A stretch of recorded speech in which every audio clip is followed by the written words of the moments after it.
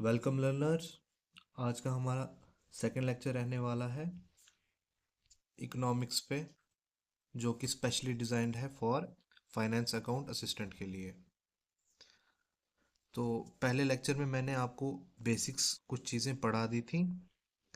आज वही चीज़ें हम थोड़ा पहले रिवाइज कर लेते हैं और उसके बाद आगे बढ़ते हैं। ठीक है, तो मैंने कल के लेक्चर में आपको क्लियर कर दिया था कि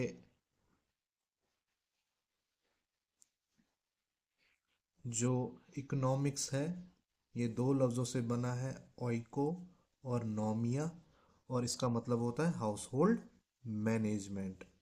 फिर मैंने आपको बताया था कि जैसे घर का एक हाउस होल्ड का मीनिंग बताया था मैंने आपको क्या होता है।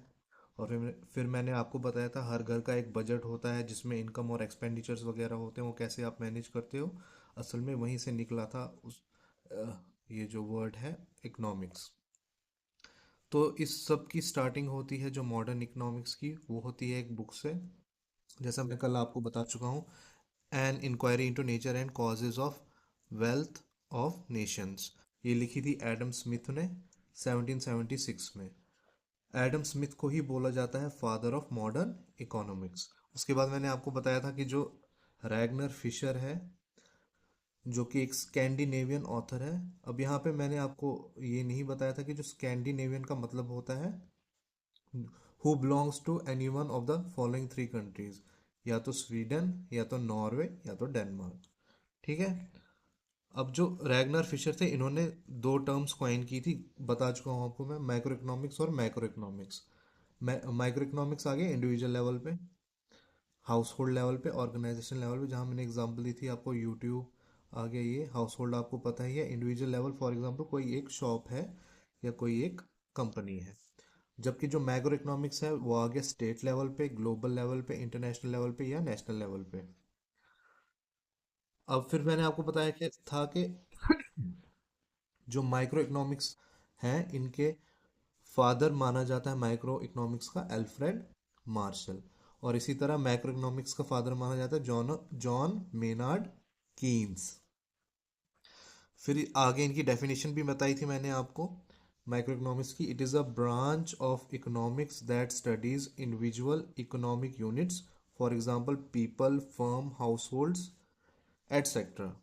और इसी तरह मैक्रो इकोनॉमिक्स आ गया, it examines the economy as a whole, looking at broader trends like national income, unemployment, government policies, etcetera. और इसी कॉन्टेक्स्ट में मैंने आपको एक डेफिनेशन बताई थी, एक टर्म बताई थी, मीजो इकोनॉमिक्स, जो कि ना ही नेशनल हो और ना ही इंडिविजुअल हो। जैसे मैंने आपको बता चुका हूँ पिछले लेक्चर में, for example vehicle manufacturing in India या industrial production in J and K. यहाँ पे इंडस्ट्रियल लिखा हुआ है जो दिख नहीं रहा है साफ साफ आपको। फिर मैंने आपको प्रोडक्ट्स या कमोडिटीज़ के बारे में बताया था, ये दो किस्म की होती हैं, गुड्स या फिर सर्विसेज। गुड्स आ गई आपकी टेंजिबल, जैसे मैंने सुपर शॉपी की एग्जांपल दी थी आपको। और ये प्रोड्यूसर कंज्यूम ज़रूरी नहीं है एट द सेम टाइम हो। और फिर मैंने आपको सर्विसेज की एग्जांपल दी थी जो कि प्रोड्यूसर कंज्यूम होती है एट द सेम टाइम और ये इंटेंजिबल होती हैं। और मैंने आपको डिमांड की डेफिनेशन भी बताई थी कि ability and willingness of a consumer to buy a product and at a particular price at a particular time. ठीक है, ये डेफिनेशन मैं आपको कल लिखा चुका हूँ और ये नया टॉपिक के अंडर आई थी, डिमांड एंड सप्लाई के।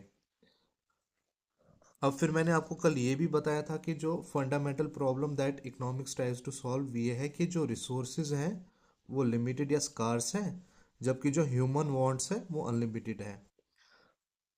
जैसे मैंने आपको बिलीनियर्स की एग्जांपल दी थी, Elon Musk, Adani, Ambani, etcetera, उसी कॉन्टेक्स्ट में बताया था। फिर मैंने आपको रिसोर्स भी बोला था। रिसोर्स का मतलब क्या होता है? रिसोर्स होता है, it refers to anything that satisfies our wants या नीड्स। अब ये मैं इतना जल्दी जल्दी आपको इसलिए करा रहा हूँ क्योंकि हम ये कल पढ़ चुके हैं सारा, तो एक रिवीजन के हिसाब से मैंने आपको पढ़ा है इतना। आज हम पढ़ते हैं, यहाँ से स्टार्ट करते हैं डेफिनेशन ऑफ इकोनॉमिक्स। असल में ये भी मैं आपको कल पढ़ा ही चुका हूँ, एक बार इसको पढ़ लेते हैं। Definition of economics: it is a branch of social science that helps us to produce, distribute and consume our resources in an efficient way. फिर मैंने आपको वाटर की एग्जांपल दी थी कल कि हमें एफिशिएंट वे में वाटर यूज़ करने की ज़रूरत क्यों पड़ी, क्योंकि यही तो प्रॉब्लम है जो इकोनॉमिक्स ट्राइज टू सॉल्व, क्योंकि जो रिसोर्सेज है हमारा, फॉर एग्जांपल वाटर, वो लिमिटेड या स्कार्स है और ह्यूमन वांट्स अनलिमिटेड है। तो आज हम स्टार्ट करने वाले हैं एक नए टॉपिक के साथ जो बेसिक्स में ही आता है, वो है डिटर्मिनेंट्स ऑफ डिमांड। ये दो किस्म के डिटर्मिनेंट्स होते हैं, एक होता है प्राइस ऑफ प्रोडक्ट और price of related goods. Determinants of demand आ गया कि आपकी डिमांड को कौन अफेक्ट करता है, आपकी डिमांड किस चीज़ पे निर्भर करती है या डिपेंड करती है। सबसे कॉमन कॉमन सेंस या लॉजिक के हिसाब से पहला आएगा प्राइस ऑफ प्रोडक्ट। ये कॉमन सेंस है कि जब प्राइस ऑफ प्रोडक्ट ज़्यादा होता है तो उसकी डिमांड ऑब्वियसली कम होगी। फॉर एग्जांपल, आपको एक फ़ोन मिल रहा है 3 लाख का, तो डिमांड तो होगी इसकी, लेकिन एज कंपेयर टू जो 1.5 लाख में फ़ोन मिले आपको, जैसे एप्पल है, उसकी ज़्यादा डिमांड होगी। तो ये इन्वर्सली होता है, जो प्राइस है प्रोडक्ट का वो इन्वर्सली होता है डिमांड ऑफ प्रोडक्ट के। जितनी डिमांड बढ़ेगी उतनी प्राइस कम होगी, या जितनी प्राइस कम होगी उतनी डिमांड बढ़ेगी। क्लियर है? आगे बढ़ते हैं। अब है प्राइस ऑफ रिलेटेड गुड्स। पहले समझते हैं रिलेटेड गुड्स क्या होते हैं। इसमें दो किस्म के आते हैं रिलेटेड गुड्स, आ गए आपके, या तो सब्सटीट्यूट या तो कॉम्प्लीमेंट्स। पहले सब्सटीट्यूट समझते हैं। फॉर एग्जांपल, नेस्कैफे है। नेस्कैफे में आपको एक कैपुचिनो का कप 35 में मिलेगा, ठीक है। और स्टारबक्स में जो कप है वही, मतलब क्वालिटी हो सकता है डिफरेंट हो थोड़ी बहुत, लेकिन वो आपको मिलेगा 200 का। तो ऑब्वियसली इसकी जो प्राइस है नेस्कैफे की, ये कम है, इसलिए इसकी डिमांड ज़्यादा है। और इसकी जो प्राइस है वो ज़्यादा है स्टारबक्स की, तो ऑब्वियसली इसकी डिमांड कम होगी। कल को फॉर एग्जांपल वो कोई ऑफर निकालते हैं स्टारबक्स वाले और अपनी प्राइस कम कर देते हैं, यानी 200 से 50 करके आते हैं, तो जो ऑब्वियसली नेस्कैफे है उसकी उतनी डिमांड रहेगी नहीं, यानी डिमांड कम हो जाएगी, क्योंकि लोग ये भी ट्राई करेंगे। ठीक है, ये रहा रिलेटेड गुड्स में सब्स्टिट्यूट। अब है कॉम्प्लीमेंट्स की बात करते हैं। कॉम्प्लीमेंट्स आगे जो साथ साथ हम चीज़ें कंज्यूम करते हैं, फॉर एग्जांपल टी है तो बिस्किट है, सॉक्स है तो शूज़ है, एट्सेट्रा एट्सेट्रा। अब जो इसमें टी है इसको मेन प्रोडक्ट बोला जाता है, क्योंकि प्रायोरिटी हमारी यही है कि हमने टी कंज्यूम करनी है। उसके साथ में फिर कोई भी बिस्किट हो, चाहे सॉल्टी हो या शुगर का, वो चलेगा, कोई मसला नहीं है उसका। इसको कॉम्प्लीमेंट बोलते हैं। अब फॉर एग्जांपल, ये कॉमन प्रैक्टिस है कि लोग प्रेफर करते हैं कि हम डीजल कार्स खरीदें, क्योंकि जो इनकी एवरेज है वो ज़्यादा होती है और डीजल की प्राइस भी साथों साथ कम होती है। एवरेज भी ज़्यादा होती है और प्राइस भी कम होती है। लेकिन कल को अगर डीजल की प्राइस बढ़ गई, काफ़ी बढ़ गई, तो जो डीजल कार्स की डिमांड है वो कम हो जाएगी, यानी मेन प्रोडक्ट की डिमांड कम हो जाएगी। लेकिन किस वजह से? डीजल के ज़्यादा महंगा होने से। इसी को बोलते हैं effect of complement on main product. Clear है गाइज? ये था दूसरी चीज जिस पे डिमांड आपकी डिपेंड करती है, वो आ गया प्राइस ऑफ रिलेटेड गुड्स, जिसमें आपको मैं सब्स्टिट्यूट भी समझा चुका हूँ और कॉम्प्लीमेंट भी समझा चुका हूँ। तो गाइज हम लोग पढ़ रहे हैं डिटर्मिनेंट्स ऑफ डिमांड्स। इसमें हम दो चीज़ें पढ़ चुके हैं, अब तीसरी चीज़ है जिस पे आपकी डिमांड डिपेंड करेगी, वो है इनकम ऑफ कंज्यूमर। ये कॉमन लॉजिक की बात है कि जो कंज्यूमर्स हैं, फॉर एग्जांपल गांधीनगर ले लीजिए, वो आपका या फिर लाल बाजार ले लीजिए वो श्रीनगर में, ये आपके पॉर्श इलाके हैं। यहाँ पे जो इनकम होती है लोगों की वो काफ़ी हाई होती है, तो इनको इतना फ़र्क नहीं पड़ता है प्राइस से, वो महंगी चीज़ें भी इजीली खरीद सकते हैं। इसी तरह आता है fourth point, test and preference. Fourth point है test and preference. For example आजकल जो इलेक्ट्रिकल व्हीकल्स हैं, इलेक्ट्रिक व्हीकल्स, जैसे फॉर एग्जांपल टेस्ला कंपनी, इन्होंने अपनी ब्रांच रिसेंटली मुंबई वगैरह में खोली हुई है, क्योंकि ये मेट्रोपॉलिटन सिटीज़ होती हैं, यहाँ के लोग आराम से अफोर्ड कर सकते हैं टेस्ला की कार्स, जो कि फ्यूचरिस्टिक मानी जाती। यही मतलब चेंज ऑफ टेस्ट आ गया, और प्रेफरेंस भी हमारी ये आ गई कि हम इलेक्ट्रिक गाड़ियां ले लें। इसी तरह से पांचवी चीज जिस पे आपकी डिमांड डिपेंड करती है, यानी डिटर्मिनेंट ऑफ डिमांड्स, वो है एडवर्टाइजमेंट। फॉर एग्जांपल आपने देखा होगा जब आईपीएल का सीजन आता है, काफ़ी ऐसे ऐसे प्रोडक्ट्स होते हैं जिनको हमने ना कभी सुना होता है ना कुछ, लेकिन उनकी एडवर्टाइजमेंट फ्लड कर देती है मार्केट को। फॉर एग्जांपल जैसे फॉर एग्जांपल जब आईपीएल का सीजन आया था, तो काफ़ी हमने एडवर्टाइजमेंट देखी है ड्रीम इलेवन की, जो कि अब फिलहाल हाल फिलहाल बंद हो गई है। तो उन्होंने इतनी एडवर्टाइजमेंट की थी कि लगभग हर दूसरा या तीसरा पर्सन जो इंडिया में था, उसके पास ये ऐप थी, लेकिन अब ये बंद हो चुकी है। अच्छा, छठवीं चीज जिस पे डिमांड आपकी डिपेंड करती है वो है ट्रेंड्स। ट्रेंड में आगे जैसे फॉर एग्जांपल आप इस चीज़ को इससे समझ सकते हैं कि इंस्टाग्राम पे काफ़ी ट्रेंड्स चल रही होती हैं, काफ़ी रील्स चल रही होती हैं, उसी हिसाब से वैसी ही चीज़ों की डिमांड भी स्टार्ट होने लगती है। जैसे फॉर एग्जांपल कोई गाना ट्रेंड में आया, फिर उसी के रिलेटेड आपको प्रोडक्ट्स भी मिलते हैं, वो ट्रेंड में आ जाते हैं। अब अगला पॉइंट है पॉपुलेशन। ये कॉमन सेंस है, जब पॉपुलेशन जितनी ज़्यादा होगी उतने नंबर ऑफ कंज्यूमर्स बढ़ेंगे, जितने नंबर ऑफ कंज्यूमर्स बढ़ेंगे उतने प्रोडक्ट्स की डिमांड बढ़ेगी, जितने की प्रोडक्ट्स की डिमांड बढ़ेगी उतने की सेल ऑफ प्रोडक्ट्स होगा या फिर डिमांड इफेक्ट होगी। ठीक है। आगे आता है स्पेक्यूलेशंस। जो स्पेक्यूलेशंस है ये काफ़ी इंटरेस्टिंग है। इसका हमें लाइव मैनिफेस्टेशन मिली थी, यानी लाइव एग्जांपल मिली थी हमें जब कोविड का टाइम आया था। तो कोविड के टाइम पे जब हमने देखा है कि सेल्स कैसे ऊपर गई थी, मास्क्स और सैनिटाइजर्स की सेल्स काफ़ी ऊपर चली गई थी, क्योंकि ये अफवाह मची थी कि ये सबको हो जाएगा और खुद को बचाओ। इसी तरह से कुछ सर्टन ड्रग्स थे, उनकी भी डिमांड्स काफ़ी ऊपर गई थी। इसी तरह अब आता है एक्स्ट्राऑर्डिनरी सर्कमस्टांसेस, जैसे मैंने कोविड के बारे में बताया आपको। कोविड ये भी काफ़ी इम्पैक्ट करता है डिमांड्स को।